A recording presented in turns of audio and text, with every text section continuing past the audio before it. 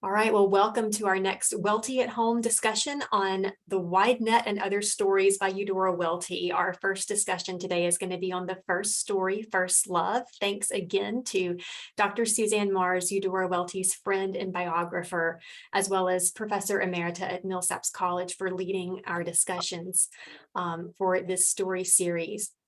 Quickly, before we get into it, my job is to try to look for your comments. It is your comments and questions that make this discussion so engaging. The way you can let me know if you have a comment or a question is by going to the bottom of your screen and clicking the reactions button and hitting the raise hand button, and that will let me know that your hand is raised and you have a question or a comment, and I'll try to get to those in the order in which they appear.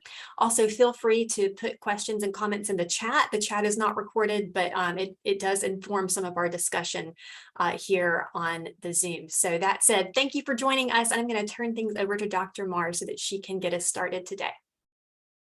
Well, I'm delighted to see everyone, and I'm delighted to talk about the book, The Wide Net, and the story, The Wide Net, later on. The first two stories I ever wrote about when I started working on Eudora Welty were First Love and A Still Moment. And I wrote about them because they puzzled me when I read them, and I needed information in order to come to terms with them. So I'm so glad to be back with these stories, and my memory of them extends way back in time. A lot of my research on them extends way back in time, but I hope I'm current enough to keep up with the rest of you. So this book was published in 1943, but Eudora began working on it before she had even published her first book, which was published in 1941. In 1940, before she had published a story in a major periodical and before she had a contract for her first book, she was already thinking about the stories that would comprise The Wide Net. The prompt for those stories was meeting her agent, Dermot Russell, her new agent, a transplanted Irishman, the son of the Irish writer A.E. And Eudora sought to introduce Dermot to a bit of Mississippi history by giving him a copy of Robert Coates' book, The Outlaw Years. And then later on, she wrote to Dermot about the possibility of her writing what she called a Mississippi book. Let me read you the letter she wrote to him way back then.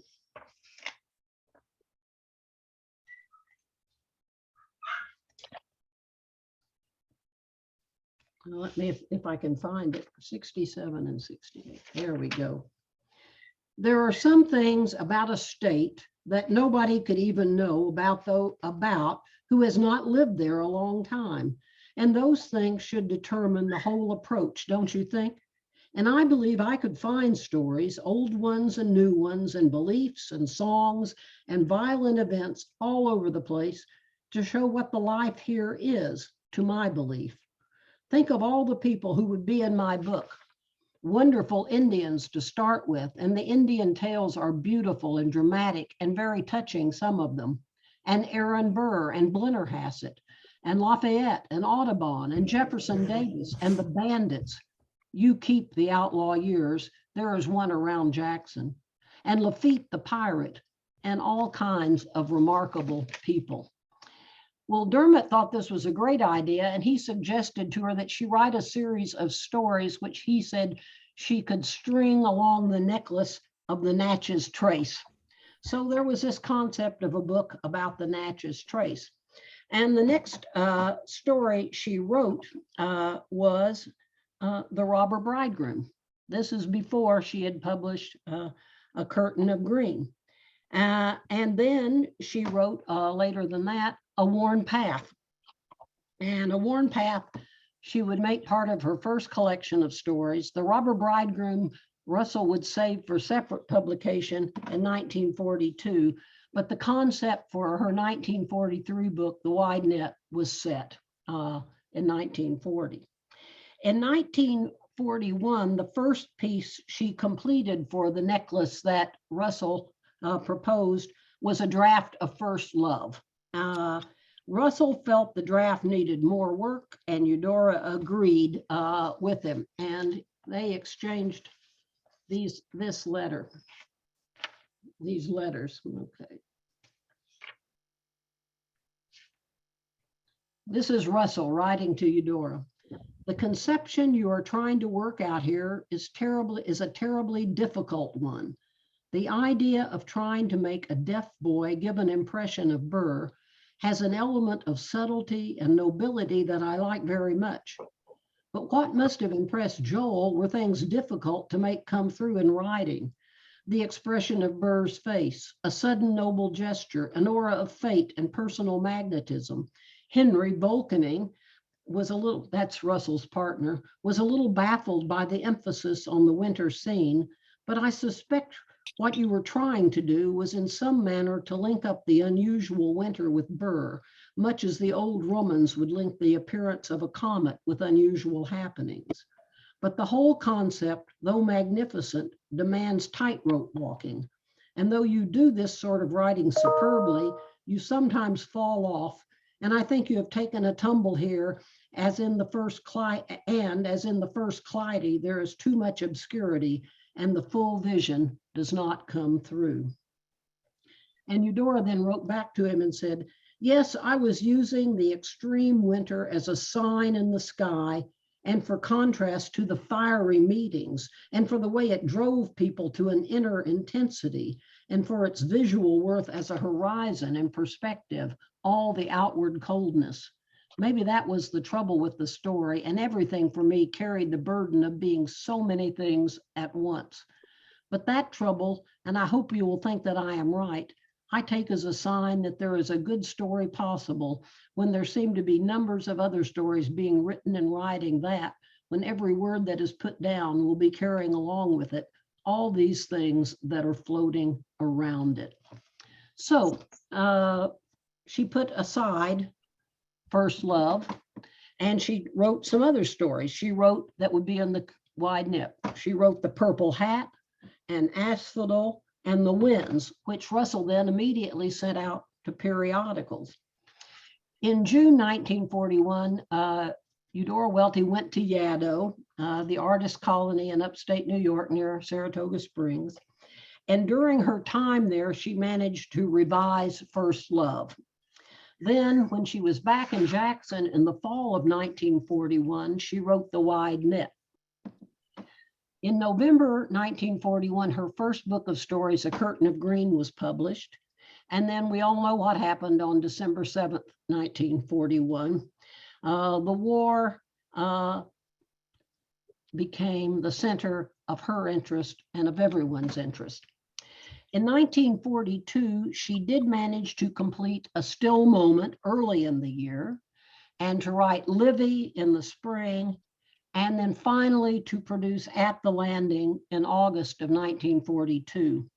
And afterwards, she would really produce very little fiction until late December 1944, when she turned again to writing, and this time trying to write Delta Wedding, or the Delta Cousins, and sending it to her friend John Robinson in Italy. So that's sort of the history of this collection, written over a 2-year period, and ending her writing, stopping in August 1942, of course, revising for publication. First Love. You know something, I hope, of the backgrounds. I didn't when I first read First Love. I didn't know Aaron Burr had been in Mississippi. If you're a Mississippian, I'm sure you learned that in school. Eudora may have known the story from her high school days, from history courses. She may have read, and Albert Devlin thinks she did, and he's got some pretty good textual evidence suggesting it. She may have read a book called Fata Morgana, A Vision of Empire, The Burr Conspiracy in the Mississippi Territory and the Great Southwest, a Natchez love story of ex-Vice President Aaron Burr, a historical novel. That's a mouthful, that title is. It was by a woman named Elizabeth Stanton from Natchez, and it's a romantic novel about Burr in Mississippi. She may have encountered a lot of documents related to Aaron Burr in Mississippi when in 1939 she was doing some research for her friend William Hamilton, who was writing a book about Thomas Rodney. And so she went to the archives to do some research for him. She also went to the archives when she got a job at the Mississippi Advertising Commission and was doing some reading there. So she may have found out more information then. And she may well have read a book called The Aaron Burr Conspiracy by Walter McCaleb. It was published in 1903, and that name McCaleb comes up in her story. Surely the source of that name. It was part of the archives collection. We all know that Aaron Burr and Alexander Hamilton fought a duel and that Burr killed Hamilton in 1804. What we may not know, what non-Mississippians may not know, is that Aaron Burr, during his years as vice president under Thomas Jefferson, allegedly at that early began a conspiracy to detach the Louisiana Territory from the Union and to provoke a rebellion in Spanish-held parts of the American Southwest in order to establish his own nation. His co-conspirator was an Irishman named Harmon Blennerhassett, who had left Ireland primarily because he married his niece, and this was frowned upon as incest, and they had fled to the United States and established a lavish establishment on an island in the Ohio River near West Virginia. In 1806, Burr and Blennerhassett were taken at the Bayou Pierre above Natchez, and Burr was reportedly tried under the live oaks at Washington College for treason. While he was in Natchez, while he was being held in Natchez, he was treated as a hero. There were lots of parties given for him. He had a fabled romance with a young woman named Madeline Price. But he ultimately fled Natchez, and on the Liberty Road, heading not into the west, but heading back toward the east, he was retaken in Alabama, brought to Richmond for trial. He was acquitted, and John Marshall was the justice, the Chief Justice of the Supreme Court was the man who acquitted him. But his hopes for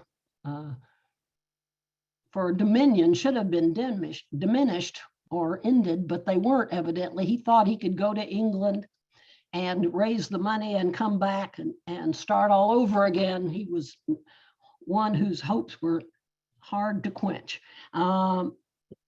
He failed, obviously, in that regard. All right, so let me stop talking and let you all talk. Where shall we start? Anyone have a place they want to start our discussion?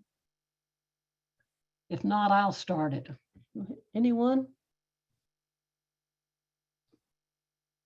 Yes. Ray and David. I don't know. Jessica, I have in the right order here? Yes, Ray and then David. All right, go, Ray.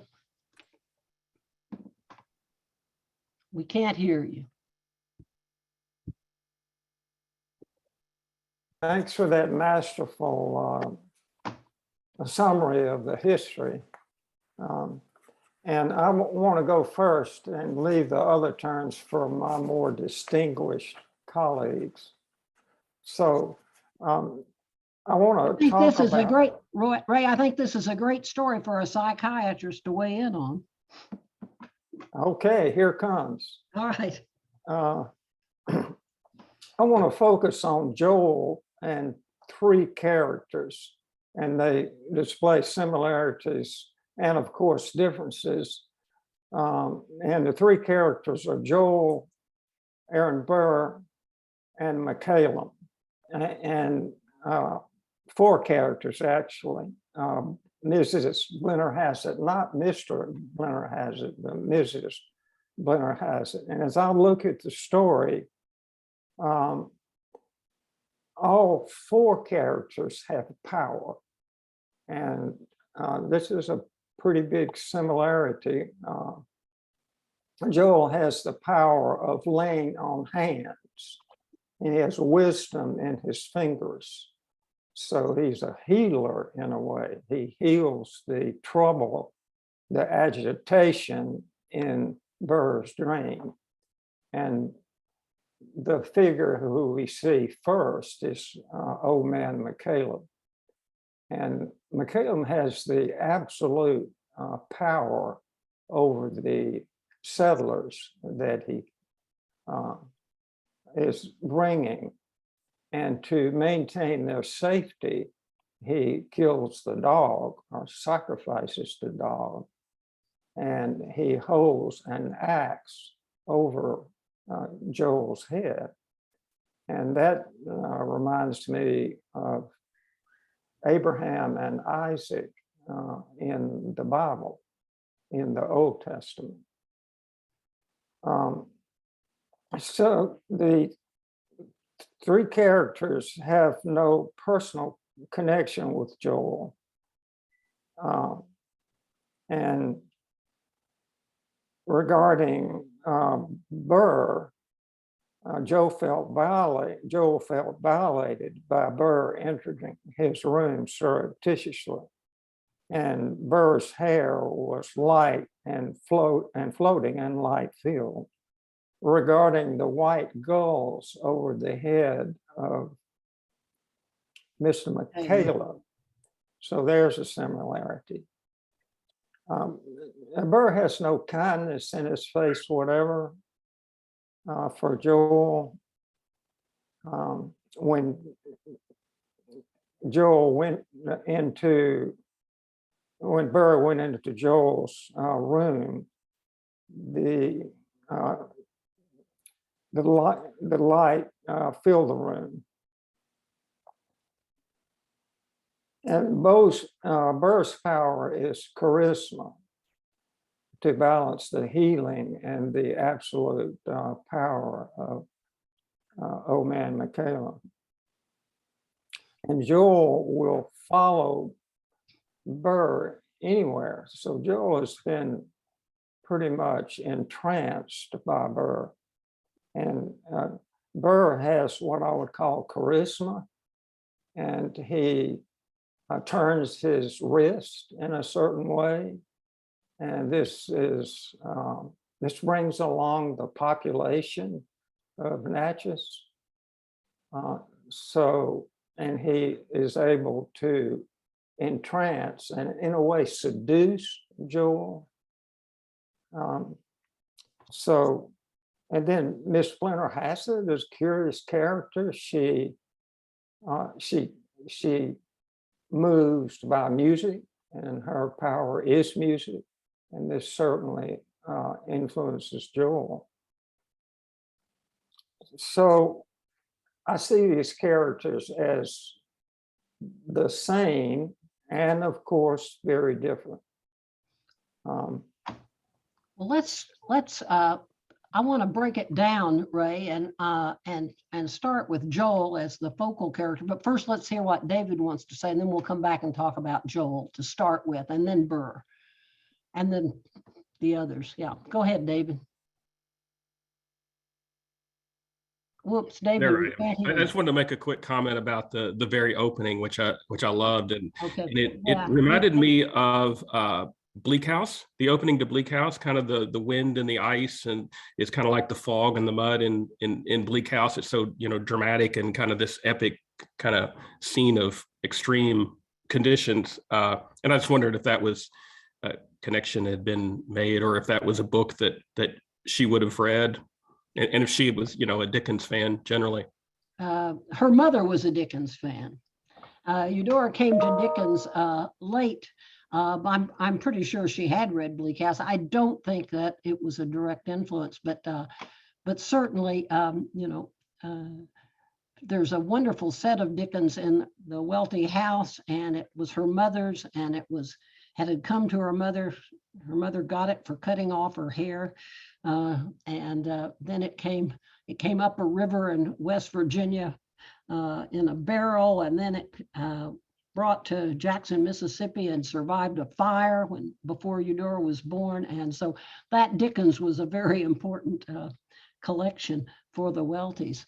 But I don't know of a direct influence. But I was going to start off, as Jessica and I were talking, by reading that first section, because I think it is so important and so beautiful.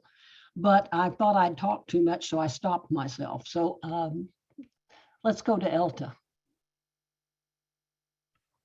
This is a wonderful story, and I've been so excited about this whole book. But I love Joel, the choice of the deaf orphan, and the image of his seeing the speech made visible in the cold is so exquisite. But also the fact that he's deaf and he cannot hear. We have to wonder what all is his imagination, because he can't hear the words that are spoken, and so his inferences come from both his imagination and simply what he sees with his eyes. And I think that's just it's just a fascinating choice to me on her part. And you know, he's a natural born storyteller, because the storyteller looks into, you know, passes a window and sees a family lit up inside and thinks, I wonder what they're doing, and then creates a story about that. And that's what this child is doing. Yeah, so I think you're right, Elta, that here is Joel, deaf and orphan. And Eudora said she chose him partially because his deafness, because she did not want to be in the position of putting words in the mouth of a historical figure like Aaron Burr. So here is a way of avoiding that. But I think it's more than that. And it's also about the kind of dreamlike, this, whatever happened, it happened in a season of dreams, and Joel's need to rely upon his imagination to interpret it. It's also about him being an orphan, being cut off without connection, needing that sort of connection, and the whole question of first love. Who is his first love? Is it Aaron Burr, or is it really his parents that he's lost? Those kinds of issues are really important ones here. Whatever happened, it happened in a season of dreams, and that blurring of the world of reality and of imagination, and the importance of that, I think. Yeah, John. Whoops, we're not hearing you, John. No. Can you hear me now? Yeah. So many beautiful passages. I was just struck by the language throughout. I'm surprised that Eudora Welty never wrote poetry that I know of, because her control of language and image is really, really amazing. My take on this story is it's comes across as almost like a Gothic or a ghost story. All the portentous weather and the descriptions of the river and the lunar landscape and all that sort of thing. It's very kind of mysterious, eerie environment. And the only other thing I wanted to say is there's a cameo here of Margaret Blennerhassett, Yes. who was a poet, mother of six, artist, musician, and she was the first woman poet of West Virginia, I believe. She's claimed by Canada and Britain too, but she's quite a noted poet. Eudora published one poem. What's the name of it? A flock of guinea hens seen from a car. But, she also published, wrote some poetry as a young student. But I think you're right. And with Welty, we see a range of styles. So we see from the most colloquial that we saw in Losing Battles to the most poetic, which we see here, I think. Jacob. In response to the range of styles, and in addition to John's noticing of the poetic style, I tended to read this story as a very unique take on the recording of history. I don't generally think of Welty as a kind of historian. I don't think of her writing stories set in the past that much, but she did, like with the burning, and even in Delta Wedding is a kind of historical interpretation of an era. Same for this one. So one question I would ask is, did anyone think like this? This is a odd take on American history. It's interesting to think of Joel as a odd or unique historian because of his deafness, because of his youth. So I just was looking at, is Welty trying to tell history in this story or a kind of American mythology? I just wanted to add that to the table. I'll tell you what I've written about that. You may already know this. You may be setting me up. But you know, Eudora worried when she sent the story to Dermot from Yaddo, the revised story. She said, you know, everyone here at Yaddo is focused upon fascism. And I'm afraid that this may be taken as a pro-fascist story. That here is Aaron Burr, this charismatic figure that commands Joel's and the people of Natchez loyalty.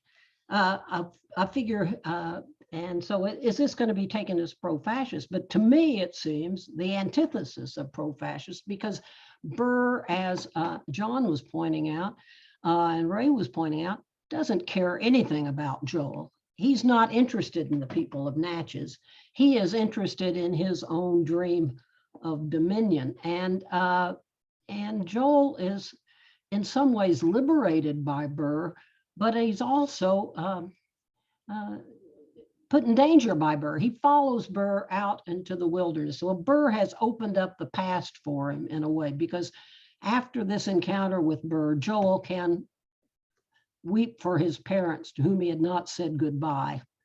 It gives him access to his past, but he's on this road and in serious danger. And Burr is, I think, a kind of, and the story is being written during the time of anxiety about the coming war, about Nazi efforts in Germany, and so I think it does comment on it. Probably not consciously. She's thinking more, I think, about the personal with Joel, but I think it's a comment on the American history and the relevance of the past. The story was also criticized as being escapist. I don't think it's escapist. I think it's confronting that. So I think we have John and then Pearl. Is that right, Jessica? That's right, Suzanne. It's John, Pearl, and Ray. And before we get to John, would you mind repeating the source of the Welty quote about Welty's fear of this being taken as a pro-fascist story? It was, yeah, you can find it in my biography, and it's from a letter she wrote to Dermot Russell. I'll get the page number for you. All right. Well, John, Pearl, and then Ray. I'm gonna try to be brief, and this is frankly building on the comments that Ray and John and Josh made, and some of what you said, Professor Marrs. But and this just occurred to me, right? But you might, I think it's possible to interpret the story is that all the principal people that Ray mentioned, that, and this goes to the historical point too, at this time in the country's history, that all of these principal characters are looking for the promised land.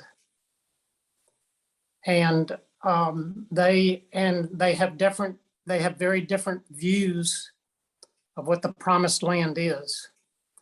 And Caleb and Joshua led the Jews into Canaan at Moses' request to reconnoiter the land. And it's Caleb who's bringing this group of people from Virginia down to, at this time in the country's history, there was no place farther west and south than the Mississippi Territory. And this became part of the United States in like, I think it was 1798, maybe. But I may have that. No, that's not right. But all of these, Caleb and Blenner, it includes Blennerhassett, who, by the way, they stayed in after Burr left, they stayed and they lived in Port Gibson for a good part of their life after this. And Burr is, like you said, is always searching for something. And another participant of the conspiracy between Burr and Blennerhassett was General Wilkinson, James Wilkinson, who Wilkinson County was named after. And he turned out to be a double agent for Spain and the United States. And there are some people who are familiar with, his role in helping Burr, that and I'm talking about people in Southwest Mississippi, they never can say Wilkinson's name without traitor being in the sentence. I was going to say he turned on Burr. Yes, yeah, absolutely. To save himself, yeah. He did, and Burr gave himself up to the local authorities based on the promise that they wouldn't give him up to Wilkinson. But like I said, to me, that seems to be one of the themes of the story, the love of the land. And I don't know if that's the first love. So let's turn to Pearl. I'm hoping Pearl, I have something else for you, Pearl. If you don't touch on it now, I'm gonna put you on something else. Okay, well, I have lots of questions, but about the opening, I too love the opening, but it reminds me very much of the opening of The Robber Bridegroom, because she says right away, it happened in extraordinary times. So we're immediately set into this other season of dreams where things are so strange and anything can happen anything does happen, all these strange things. And the first strange thing is that it's this bitterest winter in Mississippi, where those not from the Northeast or the Midwest may not realize how unusual that cold and the snow and the ice would be. And I think she uses that to great effect, because Joel sees speech, so that when you speak in cold weather, your breath is vaporized and you see words, or you see somebody speaking, which I think is a beautiful kind of image for her to use. And then I wanted to comment to Suzanne about the question about what is first love. What is the first love? In the Italian translation of this collection, they called it Prima Amore. I don't know if that's how you say it in Italian, but it's first love. They use that for the title rather than The Wide Net. And the cover is this sort of romanticized Berthe Morisot, or this lovely woman, as if that is the first love. So it's a totally different misreading of anything to do with it. But I've always thought that the first love is this gesture that was suggested by Dermot Russell, that Welty then picks up on and talks so much about the gestures. What is the gesture? What is that moment that can be seen? And so the action of the stories, to me, is Joel's first love of Burr, and this, hearing the music that Mrs. Blennerhassett plays. But the ending that you just quoted from, where he fell down and wept for his father and mother to whom he had not said goodbye, is what that action of the story takes him to realizing that. And then this is my last comment, is I've often wondered if I don't think we know, or I couldn't determine anyway, when does Joel become a deaf mute? And to me, it seems like it could be a response, a reaction to the horror of the trauma of seeing his parents killed. And then on page 187, he says, he gasped and put his mouth quicker than thought against the earth. He took the leaves in his mouth. In that long time of lying motionless with the men and women in the canebrake, he learned what silence meant to other people. So I sort of thought, I disagree though, Pearl, because later on, Joel thinks he had said something, had made a sound once, he had heard something once. Yeah. So I think I don't think it's a response to the. but you think what I'm saying, thinking that maybe this was sort of an aphasia, that he was traumatized by that. He could speak maybe before, he could speak before, and he could. No, what it says I don't think so. I think later it says he had never spoken, but once, just that once made a sound.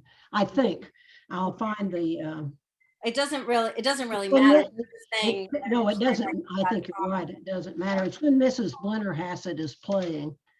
Harriet's going to clear it up for us. Yeah, okay, Harriet, I'll come to you in just a minute. Let me. Right. At first, he did not realize that he had heard the sounds of her song, the only thing he had ever heard. Then all at once, she lifted the bow for a moment. He gasped at the breath of the interruption. And then later, he thinks there was one moment when he has heard and one moment when he has made a noise. Yeah, Harriet.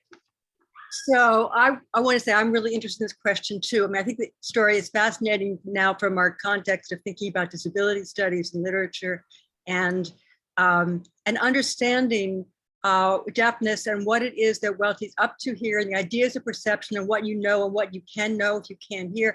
But I also agree with Pearl that I'm wondering back and forth about the nature of this deafness.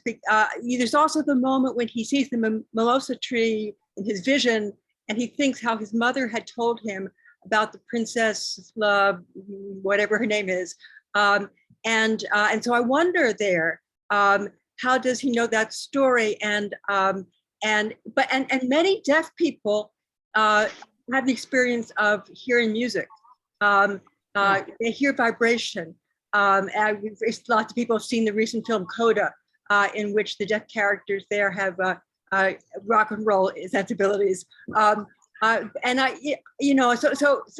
just think it's a really interesting question, and I don't really have a good answer for it yet.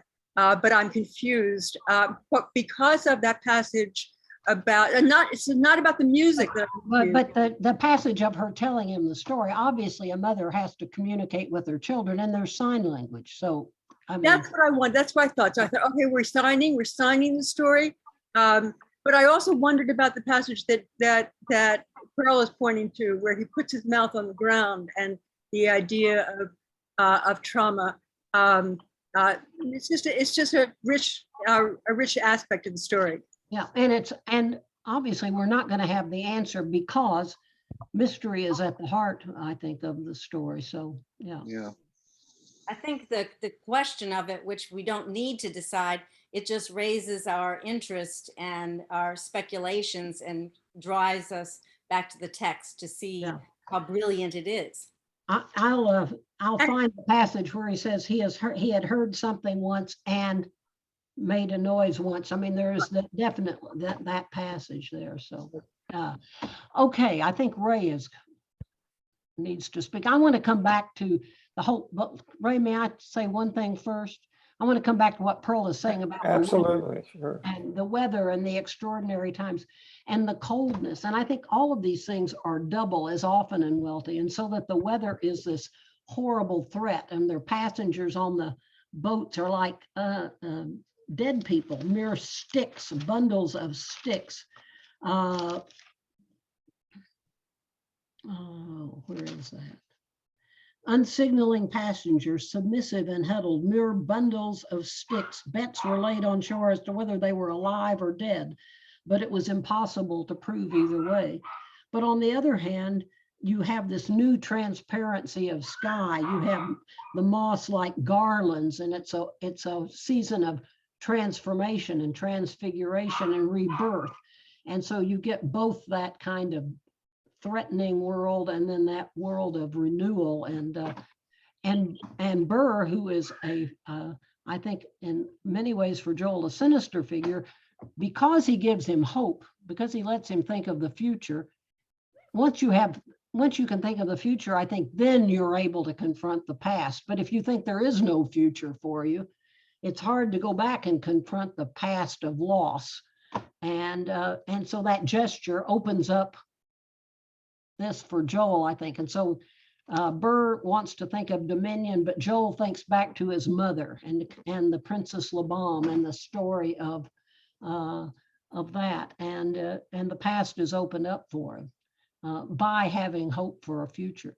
Burr lives only for the future. He has no sense of the present at all. So he's not in the full dimension of time either. Yeah, Ray. And thanks, Suzanne. I want to recall Jacob's comment about Joel being a historian, which I really like. It's kind of neat.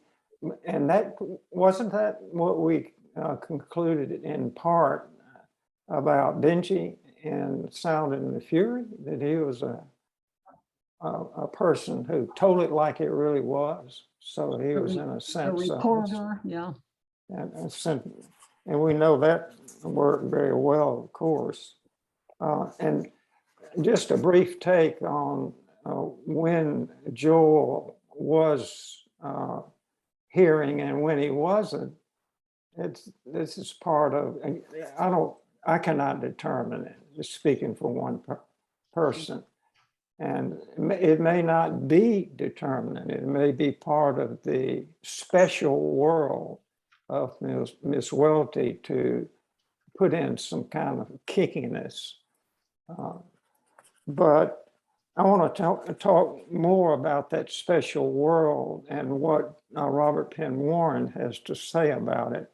And he referred to the twisted logic of Miss Welty in this set of stories, and that the light of day was not the ordinary light of day. And he talked about a tissue of symbols, and these symbols depart from the realistic work and return to the realistic work. They're not an ongoing part of the story. And this gives me great trouble in straightening out the stories because there's so much in it. And one thing that's in it is altered ways of communication. And this happened in To the Lighthouse by Virginia Woolf. And of course, Miss Welty knew of Virginia Woolf. She actually said, I learned that I could write when I read her. So different words for communication are different words for dream, somnambulance, trance, dreamlight, dreamers, ghosts, vision. So these are all words for different ways of communication. And an example of, well, there are many examples of the tissue of symbols that are so numerous there. So I want to say that the whole story is infused with different kinds of symbols, and some are interconnected. And this is a fundamental aspect of the work. This is where I was going to see if Pearl wanted to talk about the relation between this story and surrealism, because there is that whole issue of the dream and what is more real, the observed world, which is very perfectly observed, or the dream vision, and you have that kind of intermingling here. So Pearl, do you want to say something about that? Sure. I'll add to that beautiful lexicon that Ray just listed out. And I think that's really interesting because those words are throughout Welty's work, not just in this volume, but certainly in the Golden Apples too, that I've just been reading recently. But I'd add to that beautiful lexicon the word from the third paragraph, transfiguration, which also goes for that. And again, she sets it up. Whatever happened, it happened in extraordinary times. A season of dreams. I mean, season of dreams now is almost a cliche. Whoops, we've lost you. Pearl. Extraordinary times. And Yeah. all right. Okay. So I think it is surreal in the sense that it is dreamlike. It is above what is reality. And it goes along with all of that beautiful imagination that Welty has. So however she decides, okay, I won't put words into these historic figures' minds, mouths, whatever, I'll have Joel be a deaf mute, is already taking us to something that we don't experience as a reality. So we're taken out of our reality and put into some other sort of thing. So I think I'm in love with this story. It's my first love. It's your first. And as she said, writing fiction is about imagining yourself into lives you've never lived. And here is imagining herself into Joel. Yeah, a leap in the dark, she says. Why not go out on a limb? Yeah. All right. What else? I'm going to read. At first, this is Joel about Mrs. Blennerhassett. I'm riding my hobby horse here. At first, he did not realize that he had heard the sounds of her song, the only thing he had ever heard. The only thing he had ever heard. So I don't think Welty's trying to trick us there. I think that, that's that. Okay, now, what if let's talk about the weather more. What about this season of dreams? What about this frozen weather? And then what about the fires, the candlelight, the fire in the grate, the idea of warmth? How is that functioning in the story, do you think? Suzanne, looks like Jacob has a hand up. Jacob, go. I was just going to basically ask your same question and rephrase it maybe. It's not clear to me, just by hearing some of the reactions from the group. I don't know how to read this story as a positive, beautiful story about a child, a kind of coming of age story. Or is it, I've read in some of the comments, some people said this is a Gothic story, maybe an ominous story. Should we read it positively or negatively? My vote is positive. I like this story as a kind of a boy's coming of age, a nation's coming of age. I have a romantic love of this outlaw era in American history. I frankly have a guilty love for someone like Aaron Burr in our kind of national mythology. So maybe it's odd of me to read the story kind of positively, but if anybody read it in the ominous, negative, Gothic way, I'd love to hear why or what you thought about it, or even ask that question to you. I think that goes to your point, Suzanne, about this weird mixture of light, fire, warmth, and in a cold, frozen time. It's ambiguous. Also, Jacob, the whole issue of dreams. A dream is hope. You have a dream, but a dream can also be a delusion. And it can be a way that it can reveal to you what you can't face in your conscious time, the kind of agonies you've endured or the kind of fears you have, so that the dream is double. And to me, I'm going to let John talk in a minute, but to me, the ending of the story is double. Joel is not living in that inn. He is just, he is the boot boy. He goes about his job. He manages to stay alive. He tries not to think about the past. He has no hope for the future. And at the end, he is left and he is venturing out into life. But I would say to venture out into life is to subject yourself to grave danger, especially when the last image you see are those dead birds having frozen, fallen from the trees. That, yeah, he's alive again, but he is at grave risk, I would say. That's to me. And that kind of typical doubleness. Also the doubleness of love and separateness. He loves Burr. He wants to have this communication with Burr, but and he does communicate with his hand, but then it's partial. He doesn't know Burr. What he doesn't know about Burr is far more than what he does. So anyway, all right, John, Rebecca, and then Ray, I'll come back to you. How about that?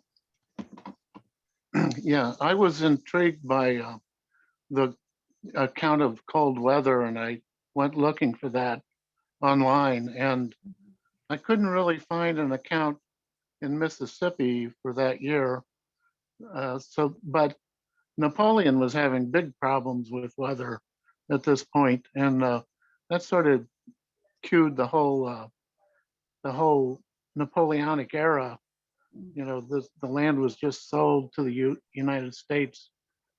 Was it 1804?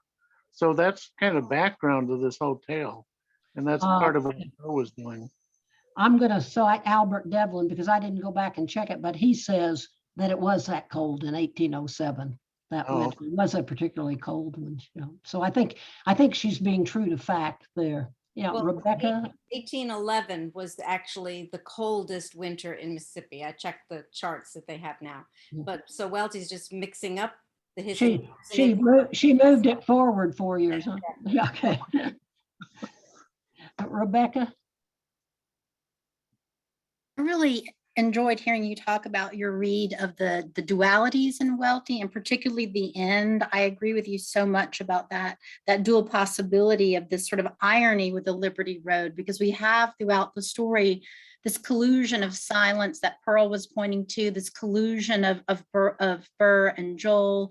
And to get to your question about the weather and the coldness, one thing, I've taught this story 100 times, but one thing I had not noticed until reading it, this is the first time I've read it in the Library of America. I usually read it in the edition from which I teach.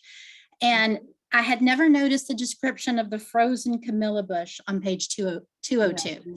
And so to get to the point about the weather, it was so beautifully done to me, and especially really paying attention to this time through the way that Burr picks up the bud of the frozen camellia, and then Joel goes behind him and picks it up too, and then it falls apart in his hand. And you know, it's written here, quote, "He held it tenderly and yet timidly in a kind of shame, as though all disaster lay pitifully disclosed now to his eyes." And this notion of you can know that darkness of the sort of the remnants of an imperialization or colonization without having to be told that, this sort of revelation in that falling apart of that flower. And I wondered if you what you thought about that frozen bud, and if you connect that frozen bud, which are described as around the trees, to those frozen birds around that tree at the end. I just noticed that beautiful parallel here.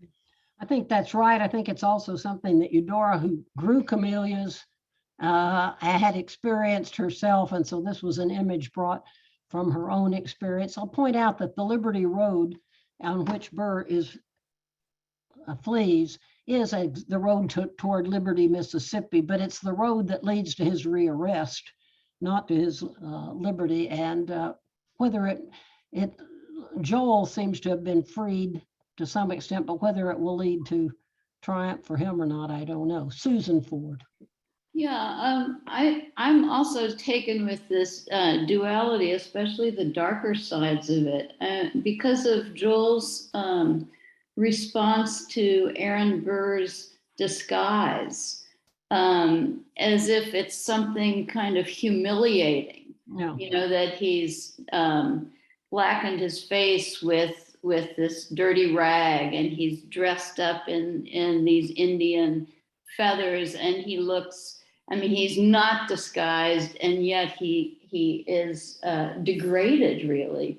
And there's that strange mourning that Joel feels as he sees this, as well as the way in which he looks at that flotilla earlier, and kind of, is struck by the difference between the imagining of what that rebellion might be and, these 9 little barges tied up. I mean, there's just a kind of loss of the romantic ideal that Burr has represented when he's been in that room. Yeah, I think that's really right. And that struck me as well. All right, Ray, you want to have our last word? Well, we've got 5 more minutes, not the last.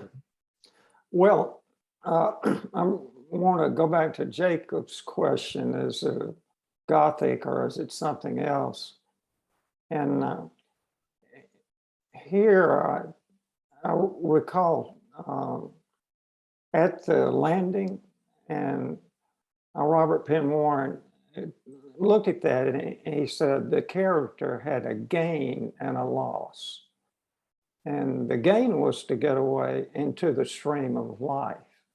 And the loss was encountering all the fishermen.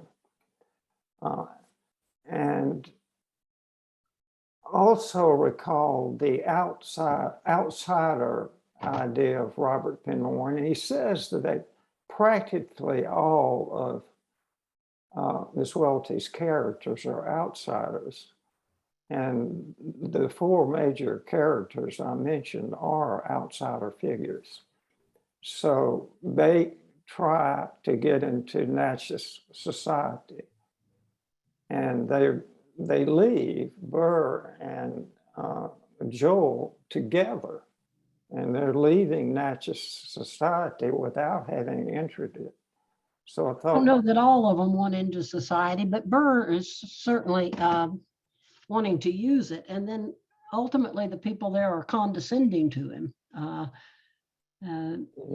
yes, but he he has no friends there, and neither does Joel. So that's what I mean by they didn't make it all the way inside. So Joel has a gain and a loss. He's become happy with himself as a bootblack. He works, he has the ability to work. But he has wisdom in his fingers. This is extremely important. So he has the power of healing, and he has the power of compassion as well, as I see it, compassion and love. His love goes out to the 3 people in the room. He has compassion for the 2 people who are dumped over in the river and so forth. But what he doesn't have, and this is very explicit, is the power to know anybody's dream. So there will be some things he never knows. And that is a big limitation. But I agree with Suzanne that that's a gain and a loss. And it's an endorsement of both sides of the issue. He has gained something and he has lost. So it's a happy and a sad. So that's my answer to Jacob. It's both things.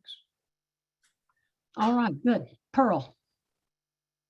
Just quickly, this idea of the duality and Welty often circles back, but when read the piece about Burr in his mock Indian costume, that made me think about, well, maybe Joel is then remembering about the Indians that killed his parents. And then looking at that passage again on page 187, after he's just reviewed that whole thing with McCaleb, he says, now he remembered the white gulls flying across the sky behind the old man's head. And that sort of goes to the duality of the black birds at the end. So you've got both Indians and white gulls, and then you've got the blackbirds and the mock Indian thing, just, bringing it all back together, that good and bad, and I wish Sarah Ford were here to think about Welty and ecology, because this idea of that Empedocles says it, ancient Greek, about the earth, air, wind, and fire, all those elements are all right here in this particular story, competing, trying to make this whole, trying to make the meaning for us, I guess, and for Joel. Thank you. I think that another link is Welty links the Indians taking away Joel's parents to Blennerhassett and Burr, who would, as if they would each take him by the arm and drag him on further through the leaves, the danger. Or maybe he's linking it to McCaleb, dragging him on further, but dragging him away from the parents. And so there's that sense of them as saviors, but also as dangers.